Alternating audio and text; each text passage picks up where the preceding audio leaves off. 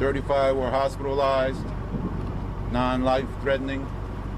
We had 2 deceased, but they were not passengers on the train. Okay, we have most of the situation under control now. People are being rerouted back to Philadelphia. They'll be reunited with their luggage.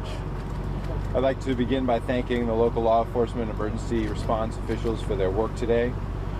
The NTSB, the National Transportation Safety Board, is en route. They will handle the investigation. Amtrak will support their efforts.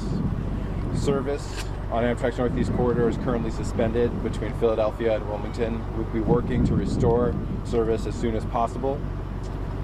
Amtrak service between New York and Harrisburg, Amtrak's Keystone service, remains operational.